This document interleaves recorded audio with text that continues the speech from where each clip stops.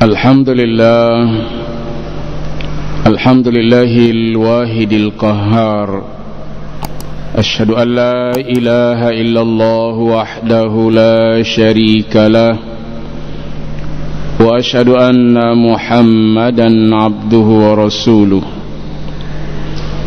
Allahumma salli ala sayyidina Muhammad wa ala ali Muhammad wa sallim tasliman katsira.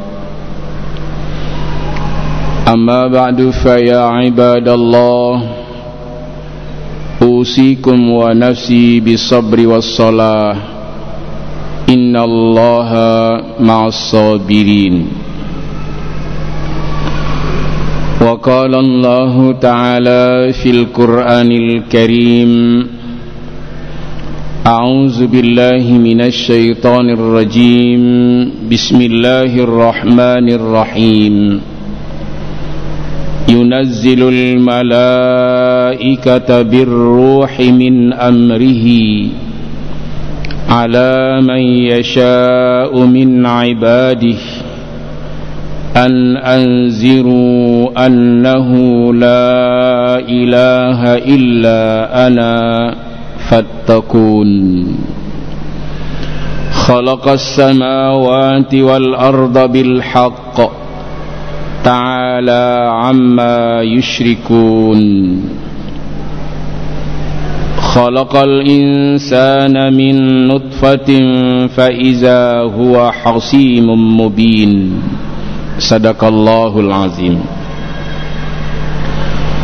Ma'asyiral muslimin dan muslimat jamaah maghrib Masjid Raya Baitur Rahman, pendengar Radio Republik Indonesia, pendengar Radio Baitur Rahman, pendengar Radio FM Serambi Indonesia, dan radio-radio swasta lainnya yang ikut dan turut menyiarkan halqah maghrib di Masjid Raya yang kita cintai ini. Kita mulai kajian dan pengajian kita dengan selalu memuji Allah. Allahul Wahidul Qahhar, Allah yang Maha Esa dan Allah yang Maha Perkasa. Allah yang kita sembah dan Allah tempat kita memohon pertolongan dan perlindungan. Selawat dan salam kepada baginda yang mulia Nabi Muhammad sallallahu alaihi wasallam, yang telah diutus oleh Allah untuk menyampaikan dakwah dan risalah, membawa umat manusia dari alam kekafiran dan kemusyrikan menuju keimanan dan ketakwaan. Rasulullah sallallahu alaihi wasallam yang telah diutus oleh Allah untuk merubah keadaan manusia dari alam jahiliyah ke alam Islamiyah, dari alam kebodohan kepada alam yang berilmu pengetahuan. Rasulullah sallallahu alaihi wasallam yang telah diutus oleh Allah untuk membawa atau mengeluarkan umat manusia dari alam kesesatan menuju hidayah Allah biiradatillah, dengan iradah dari Allah, wa biiznillah, dan dengan izin Allah. Ma'asyiral muslimin dan muslimat dan jamaah pendengar di mana saja berada yang dirahmati Allah, pada hari Rabu yang lalu, malam Kamis, kita telah membaca awal dari surah An-Nahlu surah ke-16 dari Al-Quran, yang ayat pertamanya Allah menerangkan tentang ketentuan dan kepastian tentang hukum-hukum Allah dan ketetapan-ketetapan Allah, termasuk di dalamnya tentang azab Allah subhanahu wa ta'ala. Bismillahirrahmanirrahim. Ata amrullahi fala tasta'jiluhu wa subhanahu wa ta'ala amma yusyrikun. Telah pasti datang ketentuan Allah, azab Allah tentang kiamat itu pasti akan terjadi, dan tidak ada seorang pun yang mengetahui kapan misalnya bencana ini akan diberikan oleh Allah, kapan musibah akan ditimpakan kepada seseorang. Ini dalam ilmu Allah. Anta 'allamul ghuyub, Engkau ya Allah yang maha alim tentang hal-hal yang gaib.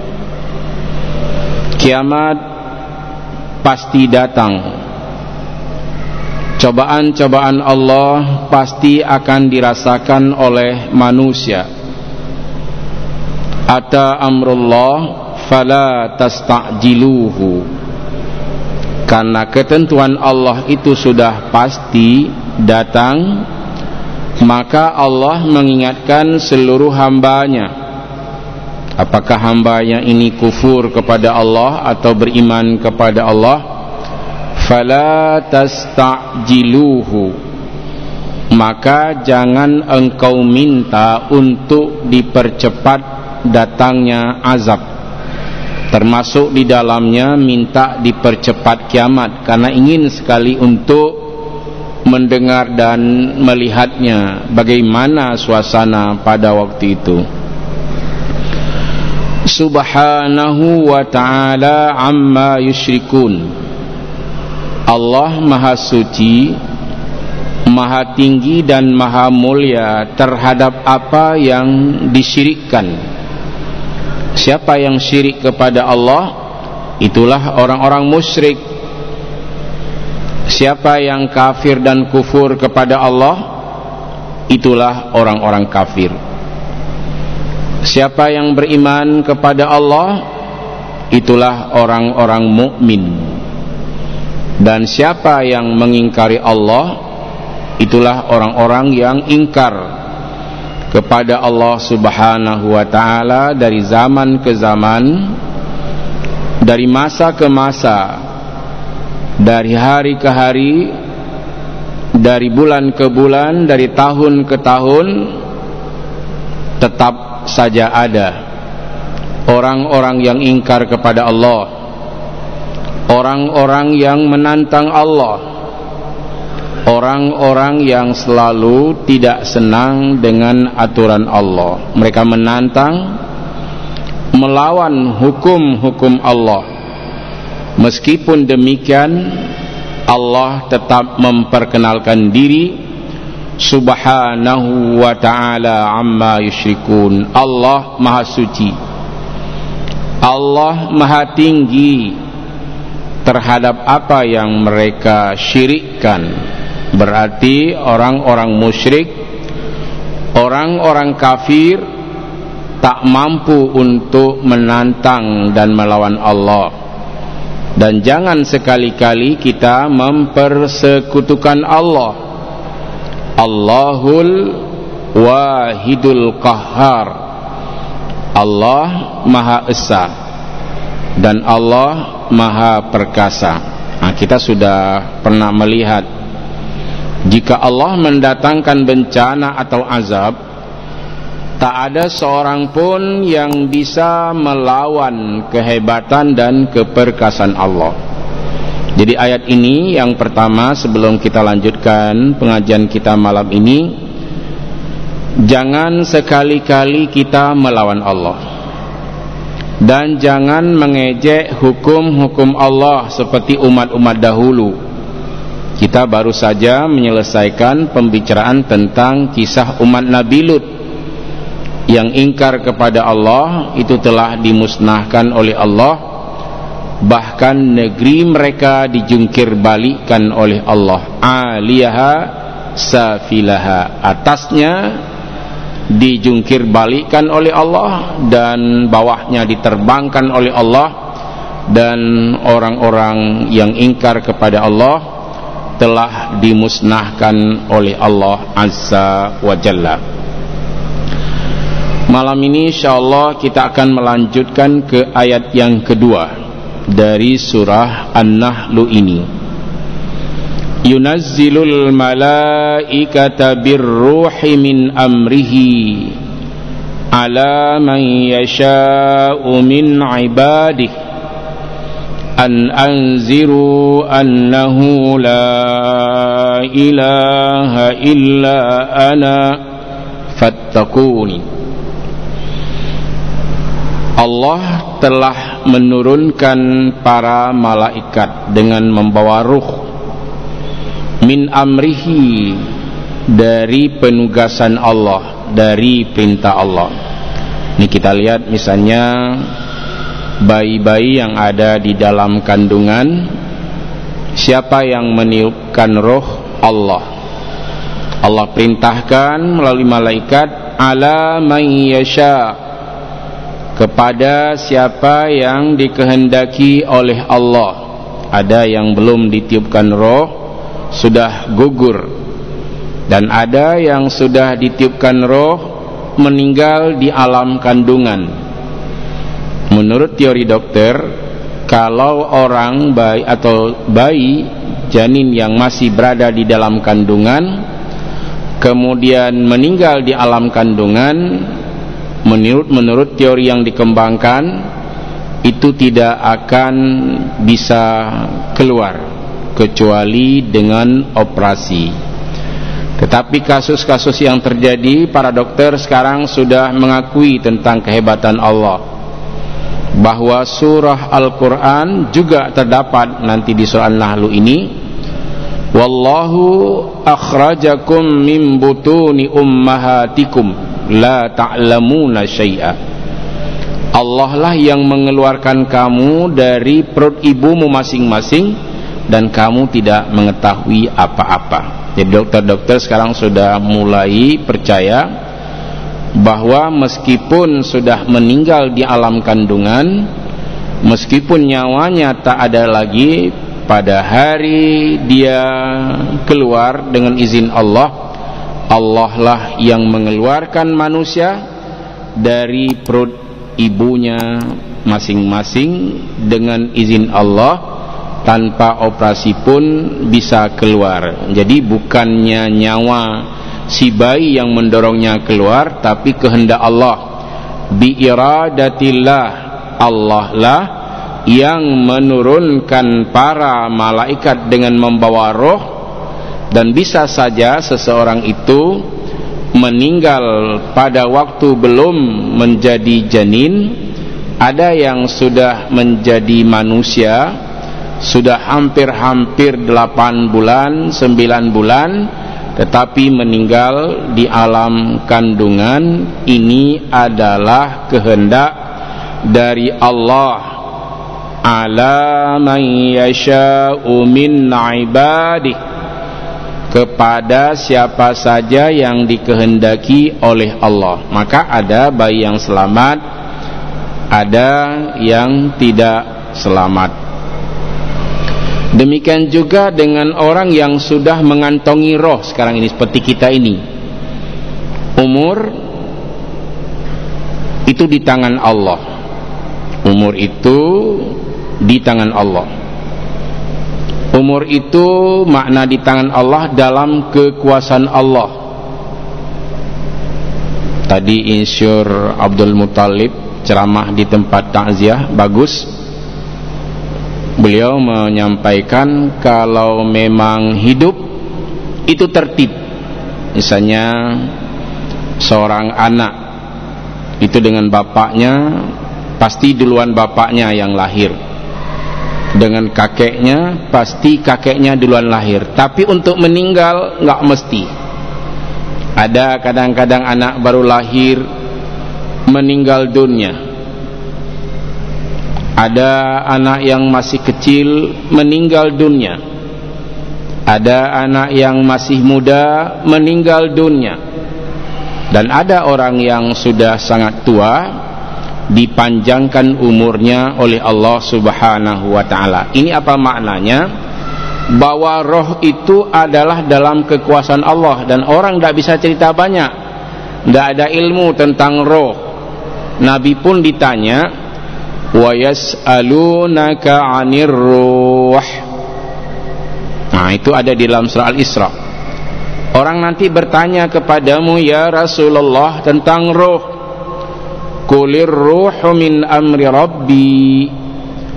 Sampaikan, jawab ya Rasulullah, bahwa roh itu dalam ilmu Allah, dalam kekuasaan Allah, dan dalam urusan Allah. Kita tidak bisa menafsirkan banyak, maksudnya hanya ada doa habi hanjit tu, karena memang keberkali Allah, wa ma utitum minal ilmi illa qalila, dan tidak kuberikan ilmu kepadamu, termasuk kepada Rasulullah sallallahu alaihi wasallam, illa qalil, kecuali damlaya bahasa Turki, kecuali sedikit, little dalam bahasa Inggris, qalil dalam bahasa Arab, atau syuwaya, sangat sedikit.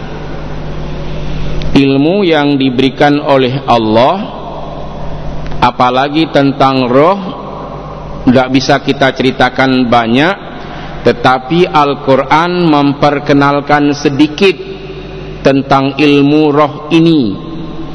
Kepada siapa diberikan Allah? Ala man yasha'u min ibadih.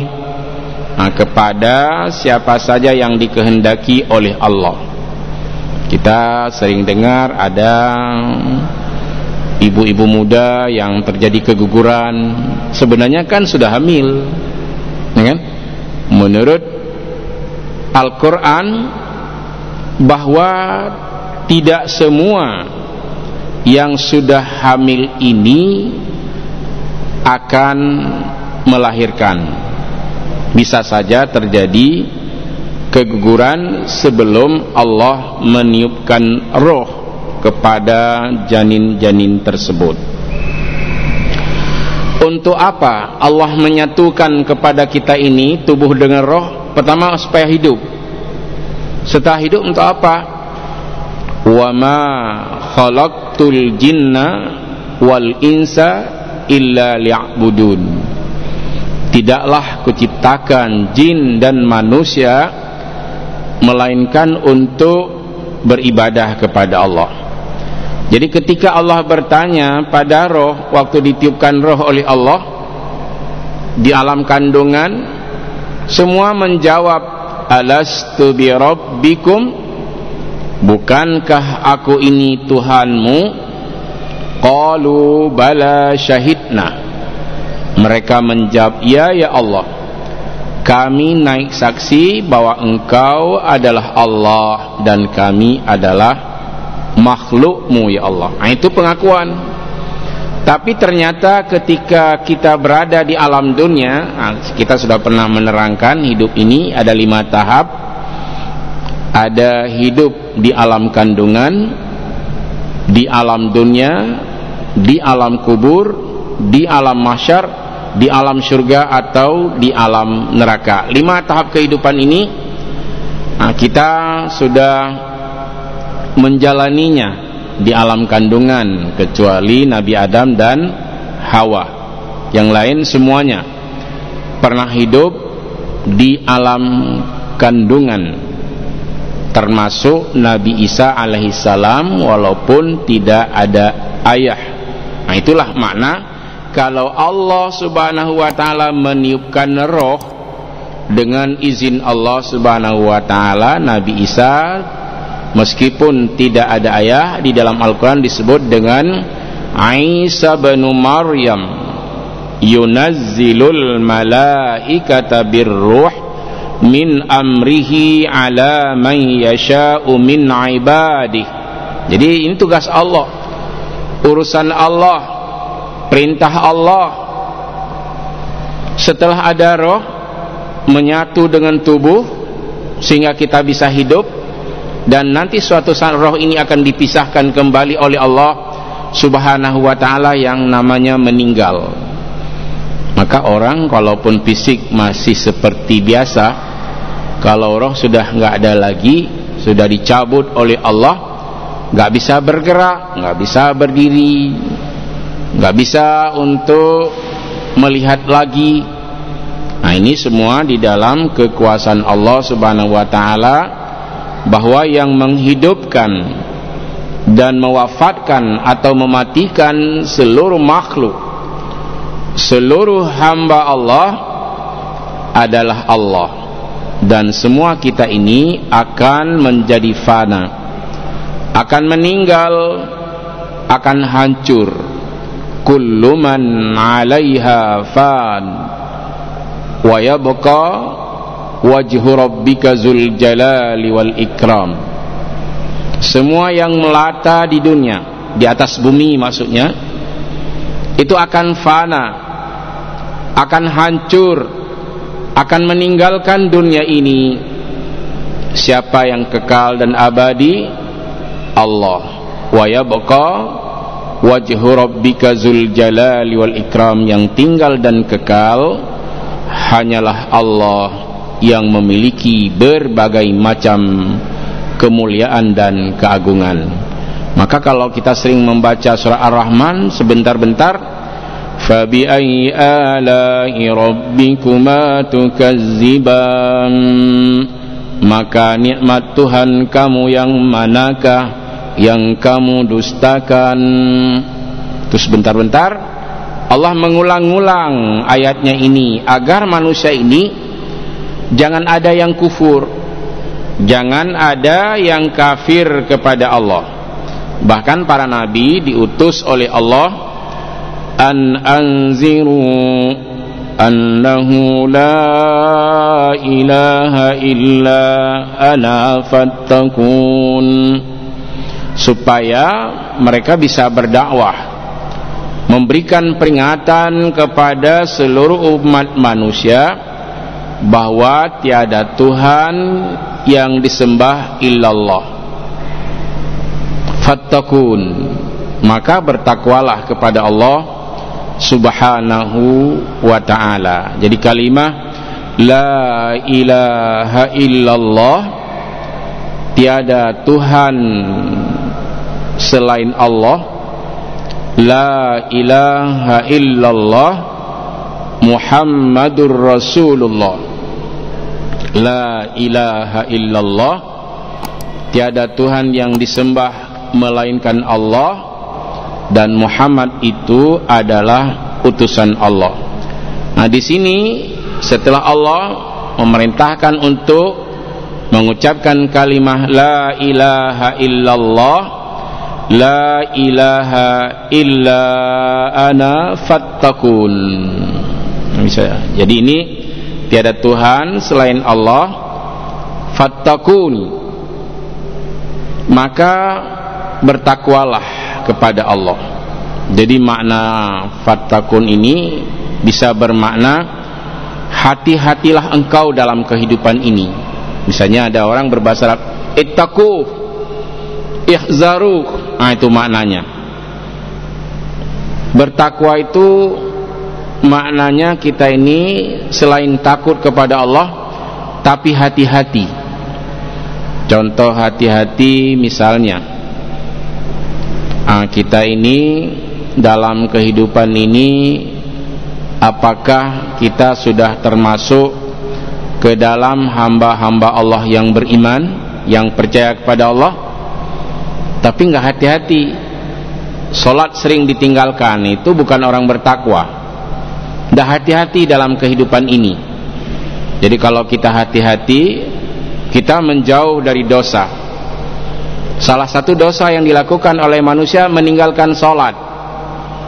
Ada hadis yang diriwayatkan oleh Imam Ahmad, innar rajula, sesungguhnya seseorang itu la yuhramu, akan terhalang ar-rizqa, rezekinya, dikarenakan ada dosa-dosa yang dilakukannya. Ini misalnya dia menginginkan rezekinya mudah, tapi selalu bergelimang dengan minum arak. Ini nggak akan bahagia kehidupannya. Ini alhamdulillah presiden kita sudah mencabut investasi miras. Mudah-mudahan benar-benar terjadi, karena sekarang ini di video-video itu ada nenek-nenek, ada ibu-ibu sangat berbahagia dengan miras ini, bergoyang-goyang, kemudian disuguhkan air minuman arak ini kepada siapa saja yang melihatnya, termasuk kepada wartawan TV. Nah, saya kagum ketika disuguhkan air miras ini, wartawan ini tidak mau. Berarti bisa kita pahami bahwa wartawan ini baik dan dia seorang muslim yang taat, sehingga ibu ini malu, goyang-goyang lagi sampai mabuk. Bapak dan ibu tidak perlu kita beritahu tempatnya, bisa dilacak sendiri. Tetapi saya sendiri ada satu kekaguman kepada wartawan yang mewawancarai ini, ketika disuguhkan miras ini dia menolaknya. Bisa kita ambil kesimpulan bahwa laki-laki ini adalah laki-laki yang baik. Wartawan ini adalah seorang yang taat. Reporter TVRI ini adalah seorang yang taat kepada Allah Subhanahu wa ta'ala, meskipun dia harus bekerja untuk mewawancarai para pemabuk ini. Nah, ini yang kita inginkan. Dimanapun kita berada, di lembah hitam pun, kita jangan melibatkan diri dalam dosa dan murka Allah. Silahkan saja polisi misalnya menggerebek para pemain judi, tapi jangan ikut main judi. Tidak ada istilah kita bersahabat dulu dengan mereka, nanti kita bujuk, nggak ada lagi kekuatan, karena dianggap bapak sama aja, ya kan? Jadi tidak ada lagi kekuatan. Tapi tunjukkan sikap yang teladan kita ini, berwibawa di hadapan orang-orang pelaku dosa, sehingga sedikit saja kita berbicara lebih dipatuhi daripada bergelimang bersama dengan mereka. Nah, ini dilarang oleh Allah. Maka Allah Subhanahu wa ta'ala, salah satu hal yang harus dilakukan oleh seluruh manusia di muka bumi, di samping ibadah, itu berdakwah. Berdakwah nggak mesti di mimbar, karena banyak juga orang kalau duduk-duduk bersama dengan kawan-kawannya sangat pintar bicaranya, tapi kalau disuruh ceramah dia tidak bisa. Dia bisa saja berdakwah dengan siapapun. Jadi tidak mesti di atas mimbar. Di keluarga kita ini kita jaga anak-anak kita masing-masing, dan ini perintah Allah. Anziru, sebarkan, ingatkan supaya dia tetap memuji Allah. La ilaha illallah Muhammadur Rasulullah. Bahkan kita sering mendengar hadis ketika Nabi berada dalam kelompok para sahabat, selalu mengingatkan, jaddidu imanakum, perbaharui imanmu wahai sahabat-sahabatku sekalian. Apakah sahabat Nabi ini sudah kurang taatnya? Tidak. Tapi Rasulullah tetap mengulang-ulang, jaddidu imanakum, perbaharulah imanmu wahai sahabat-sahabatku. Mereka langsung bertanya, kaifa nujaddidu imanana ya Rasulullah, bagaimana kami perbaharui iman kami ya Rasulullah? Jaddidu imanakum biqauli la ilaha illallah, perbaharui imanmu dengan mengucapkan kalimah la ilaha illallah. Di masjid kami di Baitul Jannah di Tungkup itu tiap subuh ada zikir setelah istighfar, Allahumma antas salam, kemudian subhanallah walhamdulillah, kemudian Allahu Akbar, dilanjutkan dengan afdhaluz zikri fa'lam annahu la ilaha illallah. Kalau hal ini setiap subuh kita membacanya, Allah subhanahu wa ta'ala di samping memberikan pahala yang banyak, itu 100 kali disebut, diagungkan nama Allah subhanallah 33 kali, alhamdulillah 33 kali, Allahu Akbar 33 kali, ditutup dengan kalimah la ilaha illallah.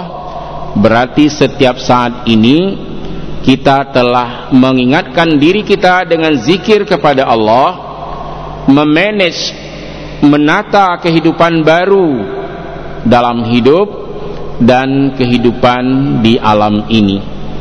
Kalau kita katakan tidak ada waktu untuk sibuk, para ulama termasuk Imam Syafi'i ketika ditanya, saya sibuk wahai Tuan Imam, bagaimana cara berzikir? Berzikirlah untuk menghilangkan sibukmu. Sebagian sibukmu tenang. Kalau orang nggak tenang, tidak bisa.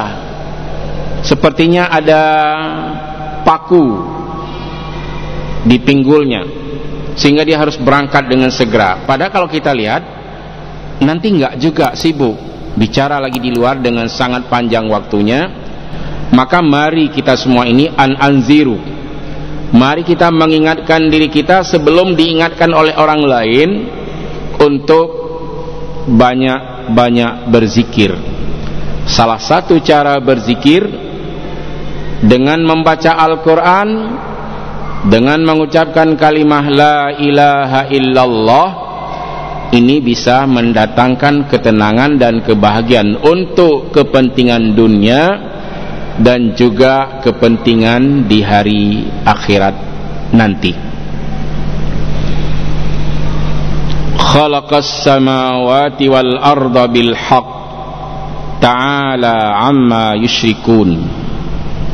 Allah telah menciptakan langit dan bumi dengan benar. Tidak pernah oleng kan langit, anak tingit tiuro, kita lihat bagus sekali. Kalau dicari di mana tiangnya nggak dapat, karena Allah sudah berfirman bighairi amadin tarawunaha, khalaqas samawati bighairi amadin tarawunaha. Allah telah menciptakan langit tanpa tiang seperti yang kamu lihat. Berarti tiap hari kita melihat langit tak ada tiang, nggak perlu dicari. Bagaimana caranya? Patuhi saja. Kalau dicari tidak akan dapat. Betapa banyak ahli antariksa, astronot dan lain sebagainya, pilot pesawat tidak akan pernah bertemu dengan tiang langit. Maka jangan syirik kepada Allah, patuhi saja. Ada yang nggak sanggup kita pakai logika, ada yang nggak sanggup dicari dengan ilmu pengetahuan, walaupun kuliahnya sangat tinggi, doktor, profesor, ulama besar, nggak dapat cari tiang langit ini. Dan langit yang telah diciptakan oleh Allah sangat seimbang, tidak cacat. Bahkan bumi juga seperti itu. Khalaqas samawati wal arda bil haqq. Allah telah menciptakan langit dan bumi dengan sangat benar. Tidak ada cacat. Tiap malam itu kita lihat bintang, kita lihat bulan, tiap hari kita melihat matahari. Berbagai macam keagungan Allah subhanahu wa ta'ala. Ta'ala amma yusyrikun. Allah maha tinggi, Allah maha mulia dari apa yang mereka persekutukan atau dari apa yang mereka syirikkan. Sekali lagi, siapa yang mensyirikkan dan mempersekutukan Allah, itulah orang-orang musyrik. Siapa yang ingkar dan kafir kepada Allah, itulah orang-orang kafir. Siapa yang percaya, patuh dan taat kepada Allah, itulah orang-orang yang beriman dan bertakwa kepada Allah. Kalau kita cerita iman, percaya sepenuh hati kepada Allah, wattaquhu, bertakwa kepada Allah, hati-hati dan semoga setiap hari kita menjadi orang yang disiplin dan taat kepada Allah Subhanahu wa ta'ala. Kalau setiap hari salat asar itu hampir-hampir menjelang maghrib, ini ketakwaan harus dibaca kembali. Kalau salat zuhur setiap hari hampir jam 3, maka ketakwaan kita harus dibaca kembali. Dan demikianlah seterusnya. Mudah-mudahan pelajaran dan kajian serta pengajian kita malam ini selalu bermanfaat untuk kita semua.